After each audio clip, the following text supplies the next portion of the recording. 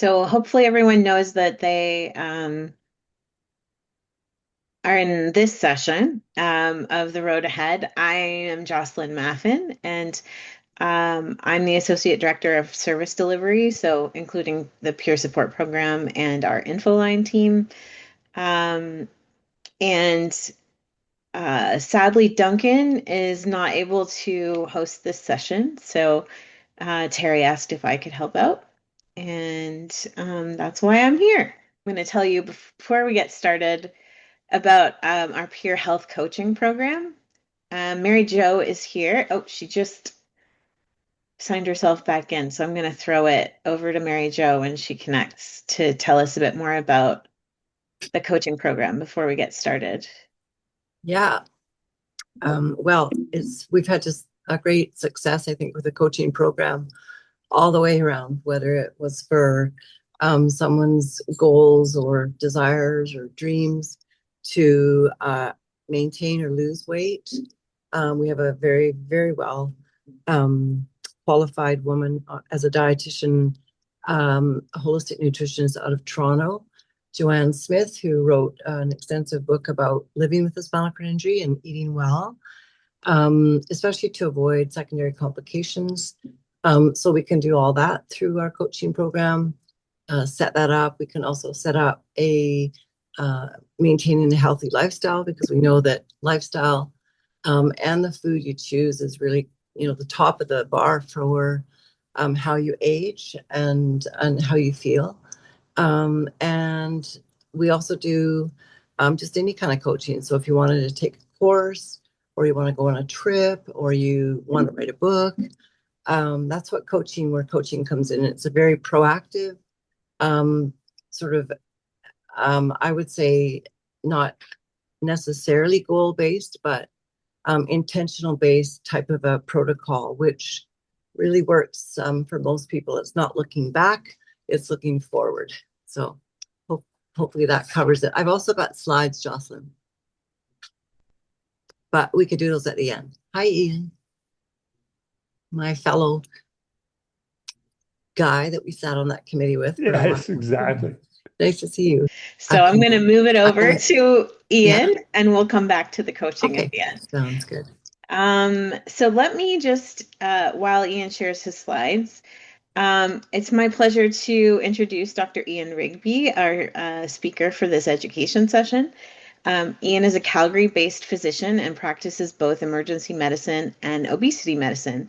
He completed his medical school at the University of Calgary and a residency in emergency medicine at Queen's University. Academically, he's very involved in medical education at the University of Calgary and is a clinical associate professor there.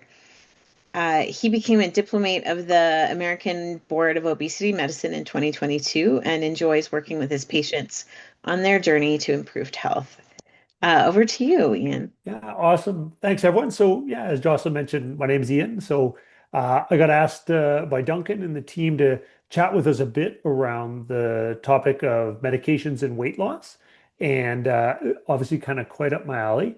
Maybe what wasn't in the intro is I also have a C7 injury, so I do come with a lived experience, and we're going to try and tailor a bit of our talk today around both the medications piece as well as maybe some of the ways we might think about those in spinal cord injury. So, yeah, my hope today is let us see if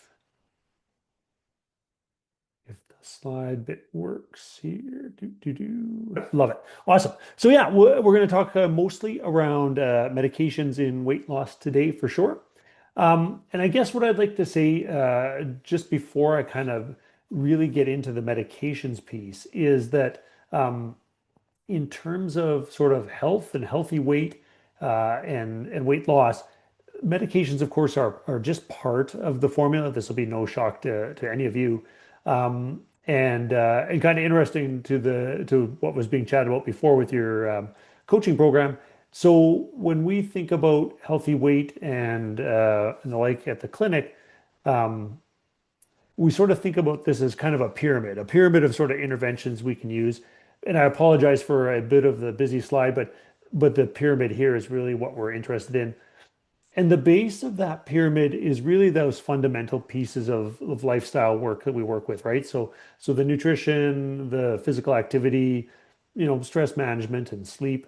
And actually at the clinic I work in, we have separate teams that manage all of those. So we have a nutrition team that shockingly manages nutrition, a sports medicine group that works with physical activity, and a behavioral medicine team that does quite a range of stuff, but includes, stress management, sleep management, etc.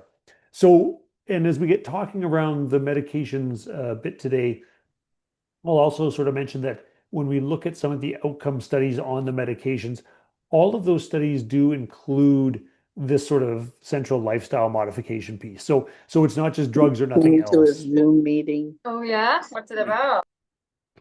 Anyway, so yeah. So and then as we work our way up the sort of pyramid, the next sort of stop here is what we call the prescriptive nutritional systems.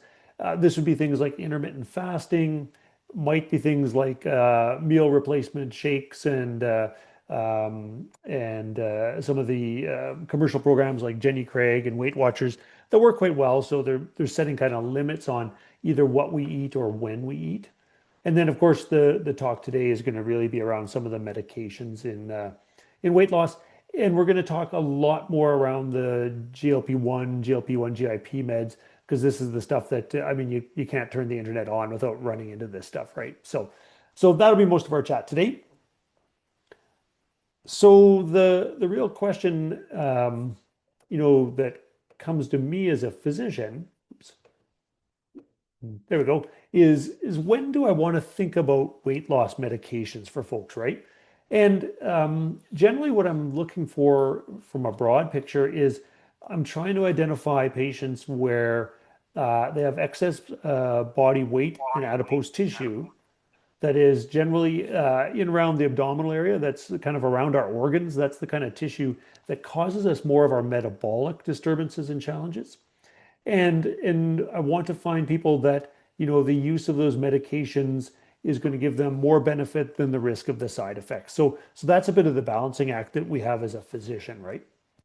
And I'm going to speak a bit to the general population. How do I think about it? For folks in my clinic, generally, the first thing we use is something called BMI, or body mass index. And down at the bottom is the formula if you like to nerd out a bit on it. Oops, sorry about that. And it's really your weight in kilograms over your height in meters squared. This is a really rough indication for us about, kind of how your weight and height match up. And in the general population, if your BMI is over 30, you're pretty much at risk for having some excess adipose tissue around the abdomen that's going to give you trouble. And then if it's over 27 with some other disorder that we think will get better with treatment, so high blood pressure, diabetes, those sort of things, then that also means we can open the discussion for weight management medications, because we think the benefit probably outweighs the risk. BMI is a very sort of inexact measurement, as you can imagine. So the classic one, when I talk to my students and residents and stuff around this, is you can imagine that, the bodybuilder who turns up in your clinic, super jacked, and their BMI is going to be maybe over 30 because they're just stacked with muscle, but they don't have, a fat tissue problem, right? So sometimes BMI can lead us astray. And in the clinic, then what I'll often do is just add a waist circumference. So just what are the number of centimeters around your waist measured at your hip. And usually between those two measurements, 98% of the time, I've got a pretty good read whether we've got too much adipose tissue in the abdominal area. So that's in the general population, how we often start to think about, when to have that discussion around medications. Having said all that, it'll be no shock to you that these measurements are not fantastic in our SCI population, right? So the first problem really is just measurement issues, right? So I don't have to tell probably anybody on this discussion that most of our family docs clinics don't have a scale that we can get a weight on. And to make matters even more complicated, all of the measurements that we have for waist circumference are basically from people standing. And although some of us can, the vast majority of us can't really stand to get a good measurement. So right off the bat, we're going to have some challenges around just getting a good measurement. And then, of course, secondarily, our anatomy is just different, right? So after our injury, as most of us know, we lose a lot of our muscle mass below the level of injury. So when we do get on a scale, we could actually weigh a normal amount despite having some extra adipose tissue that is a problem for us just because of that muscle mass loss. So we call it kind of a false negative. And then similarly, if your level of injury involves loss of your abdominal musculature, your waist circumference is unreliable now too. So unfortunately, we all sort of present a bit of a headache to our clinicians in that we can't get a good weight, we can't get a good measurement. And so although there are lots of other tests you could do to get a measurement, you can do DEXA scans and other sort of imaging, generally what your clinician is going to do is kind of eyeball you a bit and say, all right, I've got kind of a gestalt whether or not we're in sort of a troublesome area. There are some very outlying places where I might image folks, but it's very, very, very rare. So a lot of the time, your doc is probably just going to kind of have a clinical look at you and say, all right, I think maybe this is a reasonable thing to think about in terms of medications. All right. That being said, if we decide to go down the route of medications, there's a few things to talk about. And number one is there are 4 medications that are Health Canada approved in Canada. And the thing I would say before I sort of start into that is I do have a pretty good chat with my patients that before we embark on medications, they understand that this is usually a long-term treatment. So probably about once a week, I'll get one of my patients will come to the clinic and they will say, I'd really like to go on a medication to just kickstart the process for a month or two, get things going, and then I'll come off it. And unfortunately, that often doesn't work. And the reason is that if the best of our studies would say if people are doing well on a weight loss med and they come off that medication, unfortunately, weight regain is pretty common. And that's a challenge that's maybe doesn't get out in the sort of the literature and the talking points from the physicians as much as it should. So the best of our studies actually comes from Ozempic and Semaglutide. And they would say that, if you're doing well on one of the meds and you stop it, the average person regains about 2/3 of what they lost over that next year. So again, an average, some people better, some people worse. But really the gist is that the conversation we should have is that these are really kind of long-term therapies that we should be thinking about. I'm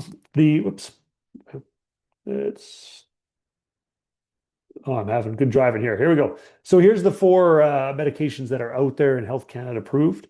Orlistat, bupropion, naltrexone, whose brand name is Contrave, Semaglutide, which is Ozempic, Wegovy, and Rybelsus, and Tirzepatide, which is Mournjaro and Zepbound. And as I'm running through all this blather, I forgot to mention at the start of our discussion, Jocelyn and Terry have copies of the slides here they can distribute. So feel free not to write much down. I should have said it up front. Sorry. So of these 4, we're going to spend most of our time talking around the Semaglutide and Tirzepatide. These are the ones that are getting all of the press these days. I'll speak very briefly to these 2, though. Orlistat is a medication that's been around since the 80s and really works by preventing your body from absorbing fat when you eat. The, I guess, good part about that is you don't get the fat calories. The rotten side of Orlistat is that because you're not absorbing the fat, it goes straight through the GI system out the other end. So kind of lots of kind of gut grief, a little bit of cramps, and when I usually say one of the side effects is anal seepage, that usually ends that discussion right there. So we don't use much Orlistat at all, to be totally honest. Bupropion naltrexone is a combination medication called Contrave, works by a different set of mechanisms than what we'll talk about today. We use it a lot in the clinic because we can prescribe it generically. It is pretty much always covered by insurance programs. So that's one of the reasons I use a lot of it. And it works a lot around food cravings. So if people are really having a lot of challenges around cravings, that would be a reason why I might think more around bup-naltrexone. And then semaglutide, tirzepatide, we're going to talk a lot about today. The reason these two medications get a lot of press, of course, is if you look at sort of the percentage weight loss on average people are achieving, 5 to 10% is it's it's not insignificant. It's certainly enough to improve your metabolic functions, improve your risk factors for, diabetes, heart disease, et cetera. But as you can see, when we get into these other medications, the average weight loss for folks is starting to become, fairly significant. And, these low 20% numbers they're starting to get close to bariatric surgery level numbers. So it's starting to get kind of impressive. And then one quick word on all the names here. So semaglutide and tirzepatide are the chemical names for the drug. So I'm going to oftentimes refer to them as these two.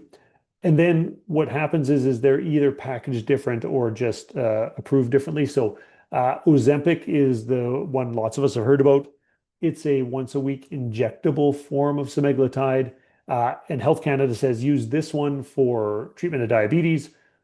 Wegovy is the exact same drug in the exact same format. It's just a little bit of shenanigans that the drug companies have played to basically to keep their patent on it, to be fair, and make money on it. And so Health Canada says use this one for weight loss.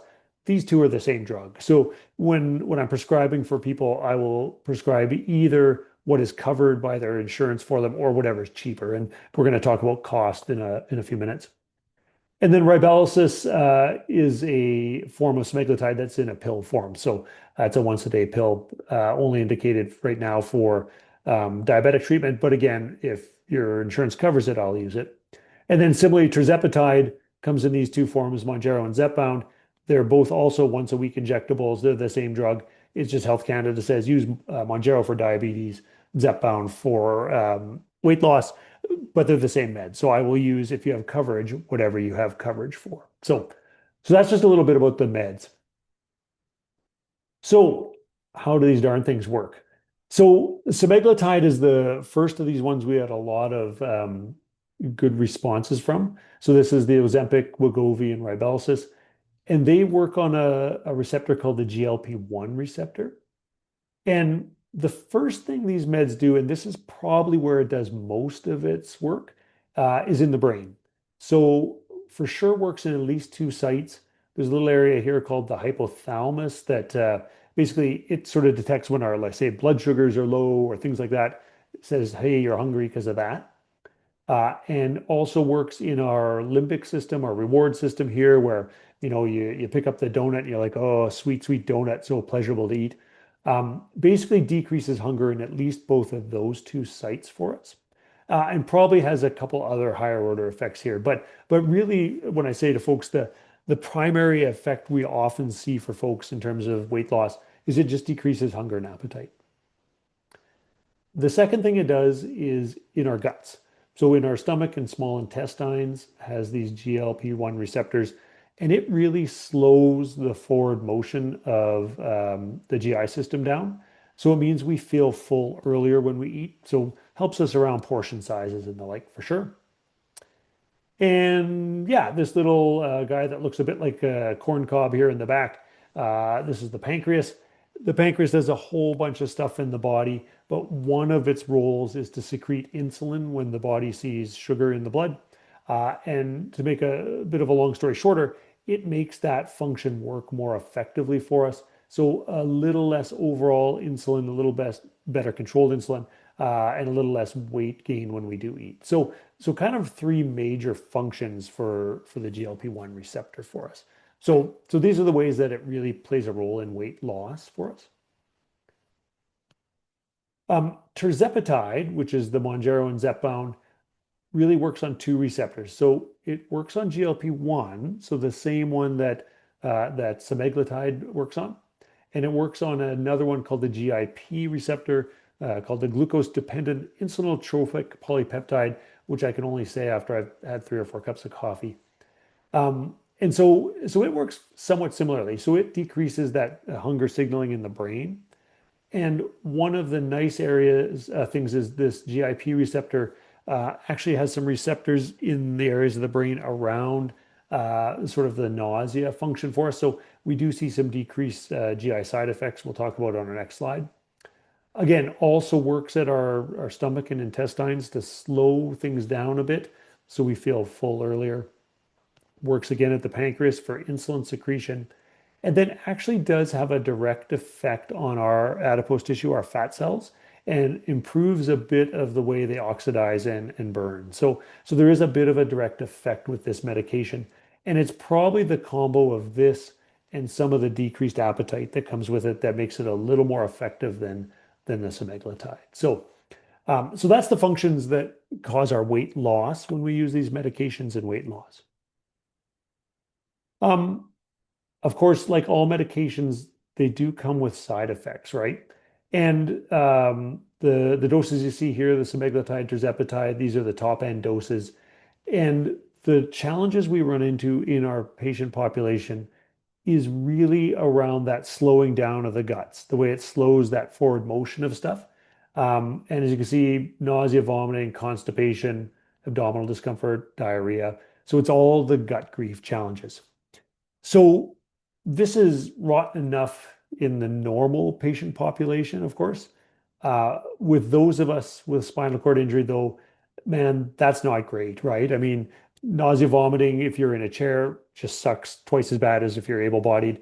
And of course, constipation, diarrheal troubles, not only problematic that way, but trigger for autonomic dysreflexia, right? So really, if we're in the SCI population and using these meds, we're going to really want to try our best to minimize any of this discomfort and side effect profile. So with that in mind, I'm going to say there's not a lot of great studies about how to adjust this with spinal cord injury, but certainly got a couple of thoughts for folks if we're interested in pursuing it. So the first one is a little bit of more the physician knowledge bit, although useful to bring this to your doc. So the real overlying principle is start at a really low dose and progress the drug dosing slowly, right? So there's an approach that the drug companies have used in their major trials that says, start at like a 0.25 dose, and every 4 weeks you're going to move the dose up. And that's okay, but the problem is people get side effects with that. And if, the drug companies in their trials have wanted to get to people all the way up to top doses really fast to prove their drugs work, right? So what we've sort of found is that actually, if you start people on lower doses, really ask them around side effects and take a lot of time to move the doses up, shockingly, people tolerate the meds way better. So that's kind of our big picture here. This little reference down here, which will be in the PDF handout that Jocelyn can circulate, if you just actually copy this and put it in Google, you'll get the abstract for this research article. And not a bad one to bring to your physician if you're looking to start one of these meds. What they basically did is they started, this is like 1/4 of the introdose for semaglutide, and they really titrated to basically to side effects and effect for folks. And what they found is if you follow the usual drug company recommended progress, 20% of people had to stop the drug because of side effects. If you followed sort of this really low dose, slow titration, at the end of a year, only 2% of people had to come off the drugs.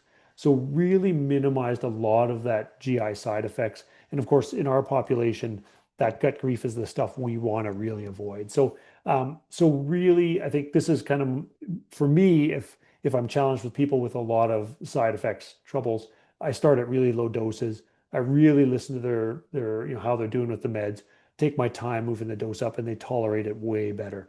And so this would be something that, some docs will know about, some docs won't. So this might be something to just kind of bring to your physician if you and they are thinking a bit around one of the weight loss meds. The second bit is a bit of what we can do as patients, right? And a lot of this is pretty common sensey, but unless you stop and think about it, I mean, why would we think about it? So The first one is if our guts are going to be moving slower and that's going to cause us trouble, well, we should maybe eat smaller meals. And we're just kind of we've got our habits and customs. We eat our meals the way we eat our meals. And so we do really counsel folks that, those first few weeks as we start these medications, like really plan those meals to be half size to start. And then, you know what, if an hour after you eat, if you're still hungry, great, go ahead and have that extra half. But we're really trying to cut down on the nausea risks for folks there. The second one, fatty foods. So fatty foods, fats, unfortunately, when they hit the GI system, also send a signal to the body to slow the GI system down and digest. And so if you've already got a medication that's slowing things down, and then you get a really fatty meal, that's a bit of a problem for particularly nausea, sometimes a bit of diarrhea. But really what we say is, in those first few weeks while we're still making sure that you're not having side effect troubles, if we can avoid the real fatty foods, that would be amazing. Good hydration, constipation is a challenge. So the recommendations out there are kind of 2 to 3 liters of water per day. In our SCI population, of course, you got to balance that a little bit with what your bladder routine looks like, right? So for some of us, 2 to 3 liters of water a day, particularly if you've got a job where you can't make it to the washroom fairly frequently, might be a stretch. But certainly if people are struggling with constipation, the first place I usually look is to find out what your fluid intake is, because that's usually the first thing we get in trouble with. And then fiber is always good, but fiber is only really great if you've got enough water. And what I usually say to folks is if you're taking fiber supplements but you're not drinking enough, that's kind of a recipe for concrete. And people are not usually very happy with that. So, if you want some Metamucil or extra supplementation, that's great. Works well if things are too loose. And then we really want to make sure it's paired with that hydration. And then usually if water and fiber supplements aren't helping us, my next go-to is usually something like Restoralax, which is a bit of a laxative for folks. Usually fairly gentle, and it's one we can use with some chronicity without causing troubles. Again, for lots of us who have dealt with neurogenic bowel for lots of years, we often have routines that work and things that get us out of trouble. So I'll often rely on that for patients for sure. So those are a couple of things we can do to try and manage and preempt the side effects of the medications. Cost. So this is a very dynamic issue around these medications right now. And so what I've sort of said in the corner of my slide is this is cost as of June 2026. As of September, this might be a whole different thing. The drug companies are kind of fighting out a bit of a cost war right now. So I'm going to give you some numbers that's true for now. A couple months from now, this might not be true. But there have been a couple really recent changes which have been really good for us. So I'm just going to speak briefly. Bupropion and naltrexone, we did not talk about really as a management strategy here, but I do use it a great deal because it is often covered by insurance. So back only a few weeks ago, when all the GLP-1s and GIP were ludicrously expensive, we often ended up here just because of a insurance coverage issue. Having said that, if you have to pay out of pocket for the generics, still about 180 a month. That's not cheap. The brand name about 200. So they're not super cheap medications, but because most people's insurance would cover it, we often end up exploring this if finances are an issue. The place where things have gotten very interesting in the last few weeks is with semaglutide. So in terms of insurance coverage, semaglutide may be covered by insurance. Ozempic is covered for escalating diabetic treatment, and some people's insurance will cover Wegovy in terms of weight loss. It depends a bit on what your actual plan has. What's happened that's been very interesting is semaglutide, the generic, has just started hitting Canadian shelves as of about 2 weeks ago for us. What happened there is Ozempic was under brand protect was under a patent, and last year Health Canada wrote the drug company and said, your patent needs to be renewed. And the people at the pharmaceutical company kind of forgot all about it. And they got a warning saying it's about to expire again. They forgot about it again. And all of a sudden, boom, they lost their patent in Canada. So we are actually the only country that Ozempic went off patent. And you can bet someone lost their job over this because Canada is the second largest user of Ozempic in the world. So yeah, basically, yeah, they're hemorrhaging millions of dollars a day thanks to this maneuver. So, but good for us and our patients, which is lovely. So right now, what it is semaglutide. The generics have now started reaching the shelves. The pens that you would get are about $100. So depending on what dose people are at, means you'd be about 50 to 250 a month. So again, it's better than it was, but still not totally cheap, right? A mid-range dose of Ozempic or semaglutide, I should say, would be about $100 a month. So that's the 1 milligram dose. Ozempic then, of course, realized that once the generics hit the ground running, that they're going to get priced out of this. So they have a price matching form at ozempic.ca. So similarly, you can get the 1 milligram pen for about $100, again, plus or minus some dispensing fees. So that's come down a lot in price for folks. Wegovy, remember, is semaglutide, but it's the one Health Canada says use this for weight loss. There is basically a drug support card here in Canada that will bring sort of all the doses down to about 300 a month. So basically where we land here is if your insurance covers Wegovy, I'll prescribe Wegovy for you because you're covered. If they don't, then we are usually talking about, generic Ozempic. And then Rybelsus, that's the pill form, really only really if covered for diabetes care. If people really want the pills, we can do it, but it's about $250 a month for cost. So just to give folks an idea of kind of what the meds look like. Tirzepatide is the newest Health Canada ones on the market. This is Mournjaro and Zepbound. And there are some insurance plans that will cover this. But boy, they've got a price tag on them. Holy mackerel. So that is a lot of money, $450 a month. Occasionally, I guess a few of my patients have won the lotto in their life and pay out of pocket, but generally we're usually only using this if their insurance companies will cover it. But over time, these numbers will change as more and more meds hit the market. So a good medication, but for lots of us, that price tag is just too much. The last thing I just want to comment on in terms of price tag is a little bit of what am I buying in the gray market. And I think we all know what the black market is, right? So if you're on the street and you're buying fentanyl and the like, you're probably buying from the black market. It's illegal. It's not great. Who knows where it comes from? The white market, of course, is the opposite, right? When you go to your physician and you get a prescription and you fill it at Shoppers Pharmacy or wherever, that's the white market. We know where things are made. Everything is tracked well. It's all kind of above board. The manufacturing is understood. But of course, there's a lot of demand for these medications, and the costs have been quite prohibitive for a lot of folks. So this kind of gray market has popped up where you can, it sounds like you can get medications, but for way less cost, right? And I mean, where we see a lot of this, at least once a week now, one of my patients has talked to me about ordering peptides off the internet, which makes what's left of my hair fall out a bit. But, what this means is maybe we're not quite sure where this medication is coming from. Maybe it's a pharmaceutical company in China that does research pharmaceuticals or something. It's usually shipped to you in ways that are slightly unusual, and who is providing it is a little bit off.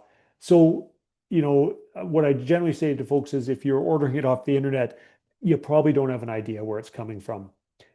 And the truth, what makes it easy to understand, really, in terms of a take home is if you're going to be getting a medication that is, certified and we know the manufacturing, it's got to be prescribed through a prescriber in Canada. So, a physician, a pharmacist, a dentist, it's got to be a Canadian prescriber, and it has to come through a Canadian pharmacy. So a U.S. physician cannot send, a prescription medication into Canada. Similarly, a US pharmacy can't ship stuff. So if it's coming anywhere from outside of a Canadian pharmacy and outside of Canada, you're probably in this gray zone. And the problem with the gray zone is, number one, you actually don't know what's in the drug. A number of good studies show that A, either that medication isn't there at all, or B, it's 40% of the times got contaminants in it, or the dosing is way off. So I'm always pretty leery when one of my patients says, I found a GLP-1 pill online for $30 a month. I'm like, did you? Like, please let's talk about that. So I would usually say just be careful around those. I understand the need because of the medications are super expensive, but just be a little careful. And as I alluded to, as I'm kind of just wrapping up a little bit, there's lots on the horizon here. If this slide is too small because it's all crunched together, don't worry about it. These are just a number of the medications, though, that are currently in what's called phase 3 clinical trials in the US. This is the final step before they get their licensure for weight loss for us. Retatrutide is probably the next one we're going to see in the next probably 6 months in the US and a year in Canada. It's a GIP, GLP-1, and glucagon receptor agonist. The numbers look amazing on it, and so it's definitely going to be impressive. And then there's a host of these that are somewhere in that final steps pipeline, and there's going to be lots more coming. So mostly to say that over the next year, 2 or 3, this is really going to be a changing world for all of us who work in this area or are people who are thinking about therapy in this area. So, if at the moment one of these meds is not a right fit, that might well change for folks. So mostly to say that, boy, there's lots coming. I don't think you need to know kind of all this, but certainly retatrutide is getting a lot of press right now. And again, similarly, probably once a week, at least one of my patients has asked me about, can I get retatrutide? I'm like, it's not here yet. Please just wait, it's coming. And I think with that, we've certainly chatted a fair amount. We talked a little bit about kind of the medications when we think about them. We've talked a bit about the ones that are currently healthcare or Health Canada available to us, the side effect profiles and how we mitigate them. And maybe I'll open it for discussion, questions. I'll do my best to try and answer any questions you have, and just say thank you for letting me present today. Thank you, Dr. Ian Rigby. We really appreciate your presentation. I know that Jackie has a question. Jackie, do you want to unmute yourself and ask? Hi, thank you so much for having this presentation. I was approached by my doctor about taking statin, and it's quite a large amount. And I'm worried about muscle loss and dementia as the side effects. My husband is on one, and it was not good. And the amount that she has prescribed to me is 3 to 4 times the amount. So I haven't taken it yet. And I feel as though she doesn't actually know me. And I know that I've heard about some of these working for, the other benefits, such as heart disease. So tell me a little bit more about that, please. Sure, you bet.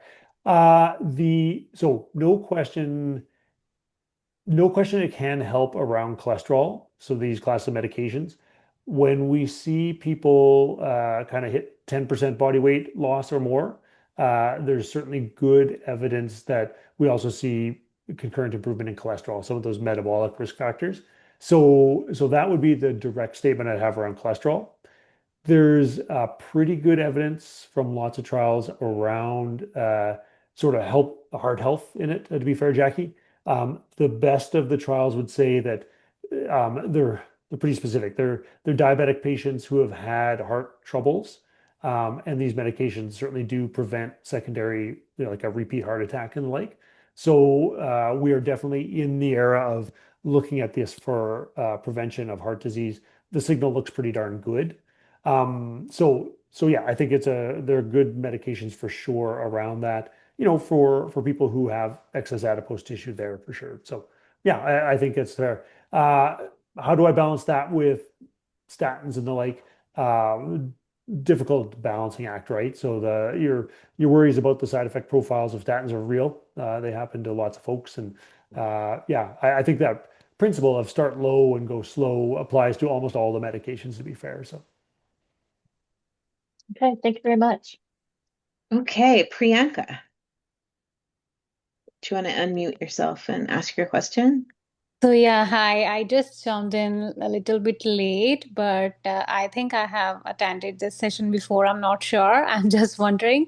I'm 32 and I have got this spinal injury cord journey.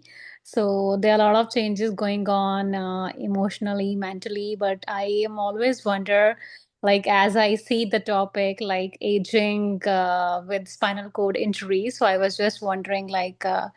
Is it really going to matter in the coming years? Because I believe it's really our willpower and exercise, or are we really different than the normal people? Because I feel even in the normal people get aged with time, it really mhm. like how we exercise and it depends on our diet and everything.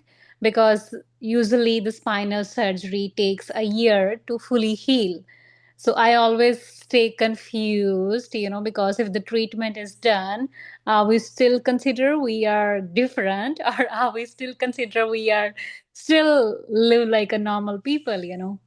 Yeah. No, thanks, Priyanka. I appreciate the question. I think and might have missed it, sort of my second slide there as I chatted about.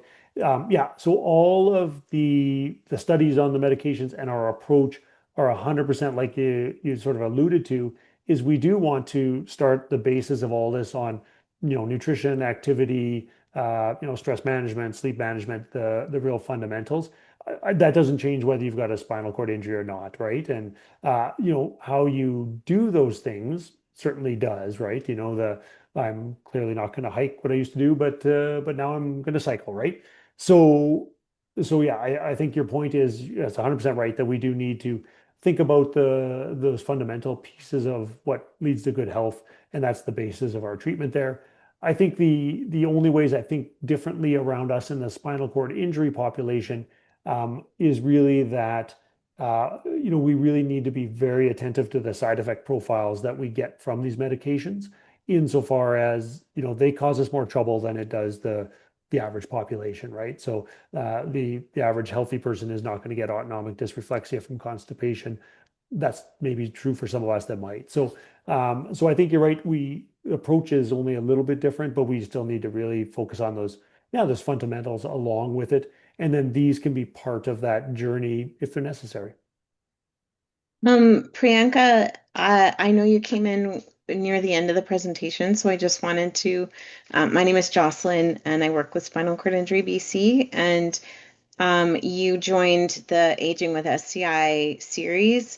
This one in particular was on Ozempic and similar weight loss medications.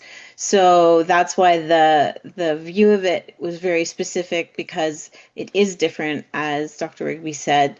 The side effects are very different for us. And I can give you a personal example of how weight loss is a bit different. I am a paraplegic, and I also have pretty bad carpal tunnel syndrome, and that really affected my ability to be physically active, like for almost 2 years. And at, kind of perimenopause age, it was even worse, like just like compounded. So at 30, I think you're right. That's your like optimal time to focus on diet and exercise and physical activity.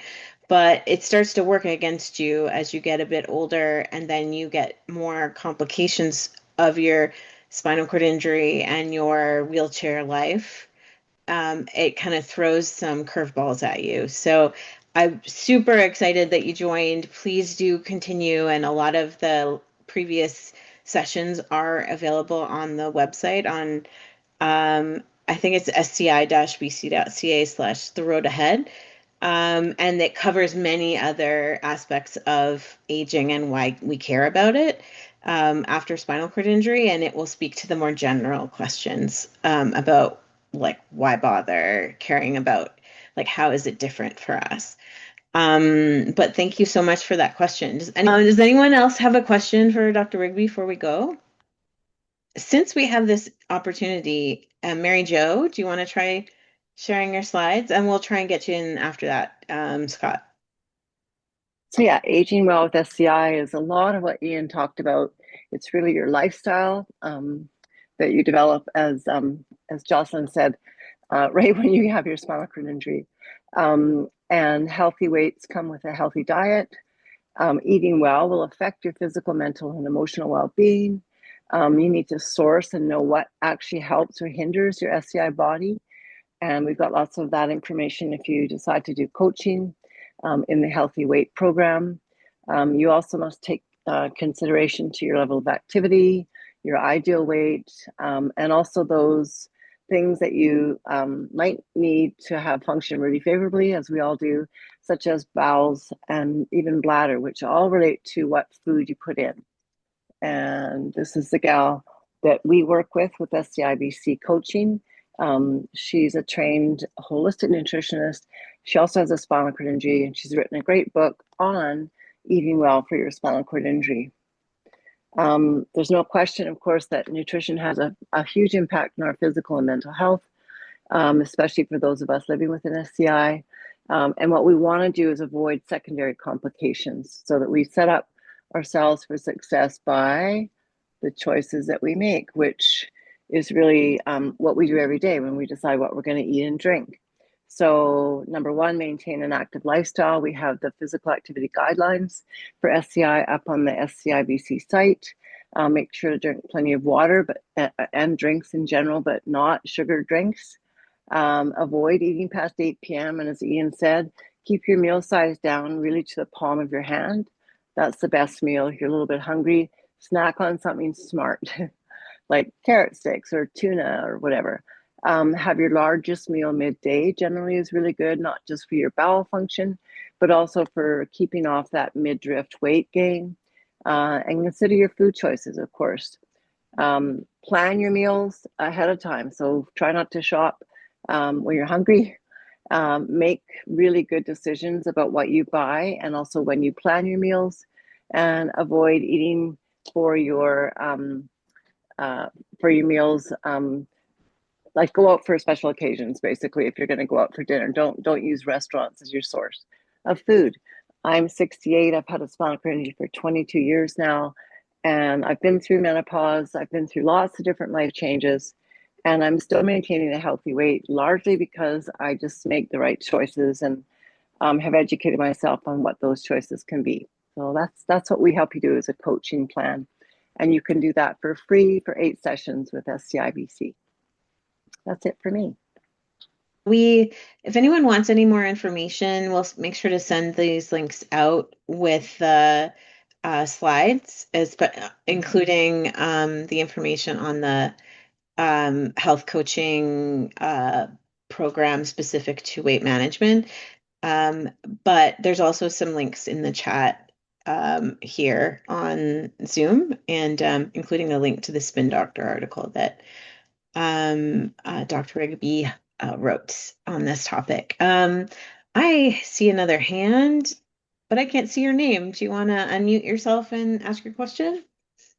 Hi, I'm Christina, and I want to ask Doctor if there has been any studies about semaglutide affecting your thyroid, especially like hypothyroidism. Yeah, great question. Thanks, Christina. So it does not appear to directly affect the thyroid. One of the things where a lot of the thyroid stuff you hear about with semaglutide is that when they were testing semaglutide in the rodent models, the mouse models, and they were giving them super, super high doses, some of the mice developed a type of thyroid cancer that in humans is what's related to what's called medullary thyroid cancer, so a specific type of thyroid cancer.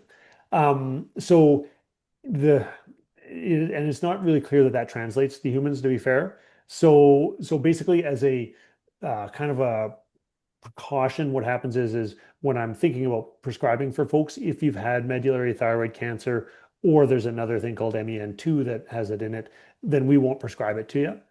just because we don't know what that effect is.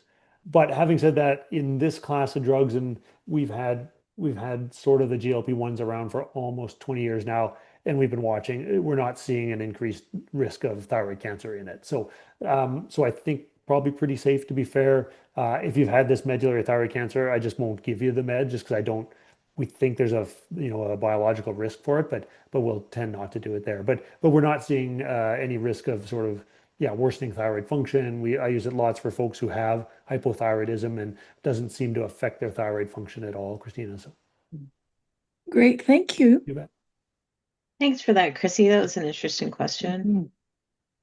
Mhm. I have a question really quickly. I'm curious whether, other than price, given that the Tirzepatide meds seem to have a lower side effect profile, is there a reason you wouldn't prescribe them? No, 100% just price. Yeah, it's they have a lower side effect profile. They work a little better overall in terms of weight loss.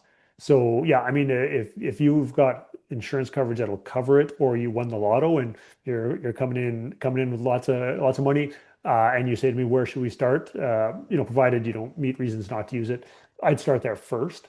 Having said that, semaglutide still really good med. We use it a lot. So yeah, 100%. But yeah, if it's covered, boy, we'll start there for sure. Yeah, great Great. question, Joss. One Okay. question. Yeah, go for it, Mary Jo. Yeah, Dr. Rigby, that was just a great talk. I really enjoyed it and so informative. And one question I have is around, I think, Ozempic and some of the studies that correlate a reduction of breast cancer in women. Yeah, for sure. Wow. I would say, yeah, the way I would sort of think about it is there's some early studies looking at that. To be fair, Mary Jo, it looks like there's some protective effect. My suspicion is there's a number of cancers out there that are weight related for folks, and breast cancer being one of them. So my suspicion is it's probably less a direct effect of semaglutide and more effect of just having healthy body weight is reducing that risk. So that's kind of my take on it. I don't think the numbers are smashing at the moment, but it's still early days in that research, I would say. So yeah, but it certainly is not worsening your risk, that's for sure. Yeah, thank you. We're at 158. And if there's no other Looks like question. Jeff has one at the Oh, bottom. Jeff, thank you. Go for it, Jeff. Looking for you on my list. Mute audio. There we go. There you are. My question is, I take Ozempic and I take Contrave. Is that normal? Yep. Number one. Yeah. And number two, what are the side effects for a male, in late 50s?